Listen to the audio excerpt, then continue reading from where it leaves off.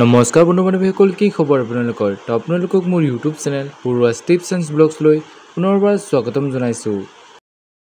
Assam commando 164টা post physical cut off 69 নাপালে সঁচাকৈ চাকৰি নহয় নেকি এইবাৰ?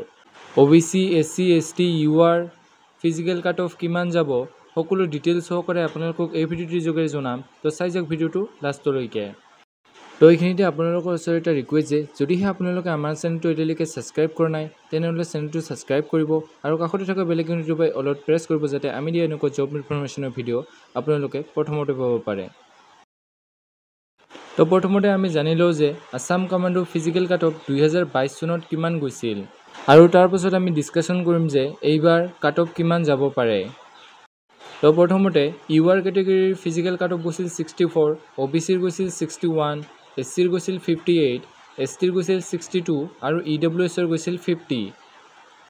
কিন্তু আমি যোৱা বছৰৰ কাট অফ লিষ্টখনত চালে এইবাৰৰ কাট অফ লিষ্টটো অলপ বেলেগ হ'ব, কাৰণ যোৱা বছৰৰ ভেকেঞ্চি আছিল 2450টা আৰু এইবাৰৰ ভেকেঞ্চি হ'ল 164টা মাত্ৰ। গতিকে যোৱাবাৰ যিহেতু বেছি ভেকেঞ্চি আছিল গতিকে কাট অফ কম গৈছিল, কিন্তু এইবাৰ কম ভেকেঞ্চি যিহেতু কাট অফ এইবাৰ বেছি যোৱা দেখা যাব।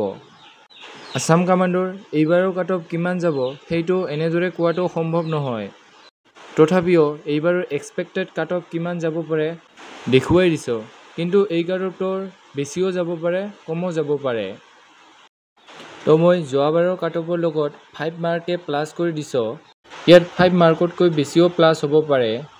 ইয়াত URৰ এক্সপেক্টেড কাট অফ 69 প্লাছ, OBCৰ 66 প্লাছ, SCৰ 63 প্লাছ, STৰ 67 প্লাছ আৰু EWSৰ 55 প্লাছ।